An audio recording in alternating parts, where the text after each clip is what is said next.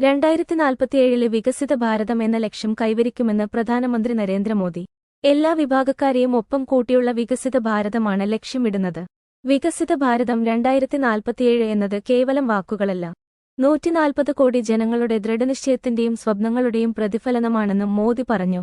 ചെങ്കോട്ടയിലെ ദേശീയപതാക ഉയർത്തിയ ശേഷം നടത്തിയ സ്വാതന്ത്ര്യദിന പ്രസംഗത്തിലാണ് വികസിത ഭാരതം എന്ന ലക്ഷ്യത്തെ കുറിച്ച് മോദി വാചാലനായത്. ലോകം ഇന്ത്യയുടെ വളർച്ച ഉറ്റുനോക്കുകയാണ്. 2047ഓടെ ഇന്ത്യയെ വികസിതമാക്കാൻ ആളുകൾ നിരവധി നിർദ്ദേശങ്ങൾ നൽകി.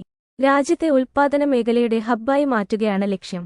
നിശ്ചയദാർഢ്യത്തോടെ പ്രവർത്തിച്ചാൽ 2047ഓടെ ഇന്ത്യയെ വികസിത രാഷ്ട്രമാക്കാൻ സാധിക്കും. 40 കോടി ജനങ്ങൾക്ക് അടിമത്തത്തിന്റെ ചങ്ങലക് പൊട്ടിച്ച് സ്വാതന്ത്ര്യം നേടാനാകുമെങ്കിൽ 140 കോടി ജനങ്ങളുടെ ദൃഢനിശ്ചയത്തിലൂടെ എന്ത് നേടാനാകുമെന്ന് സങ്കൽപ്പിക്കാനും മോദി ആവശ്യപ്പെട്ടു. മുമ്പ് ആളുകൾ മാറ്റം ആഗ്രഹിച്ചു, പക്ഷേ അവരുടെ അഭിലാഷങ്ങൾ ശ്രദ്ധിക്കപ്പെട്ടില്ല. ഞങ്ങള് ഭൂമിയിൽ വലിയ പരിഷ്കാരങ്ങൾ കൊണ്ടുവന്നു.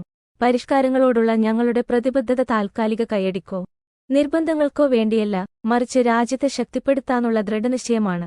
വികസിത ഭാരതത്തിനായുള്ള ജനങ്ങളുടെ നിർദ്ദേശങ്ങളിലെ ഭരണപരിഷ്കാരങ്ങള്, വേഗത്തിലുള്ള നീതിന്യായ സംവിധാനം, പരമ്പരാഗത മരുന്നുകള് പ്രോത്സാഹിപ്പിക്കല് എന്നിവ ഉൾപ്പെടുന്നു, മോദി പറഞ്ഞു.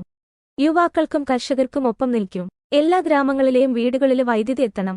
സ്വാതന്ത്ര്യസമര സേനാനികൾക്ക് ആദരമർപ്പിച്ച മോദി പ്രകൃതി ദുരന്തത്തില് ജീവന് നഷ്ടമായവരെ സ്മരിച്ചു. രാജ്യത്തെ സായുധസേന മിന്നലാക്രമണവും വ്യോമാക്രമണവും നടത്തിയപ്പോൾ ഓരോ ഇന്ത്യക്കാരനും അതിലെ അഭിമാനം കൊണ്ടതായും മോദി പറഞ്ഞു.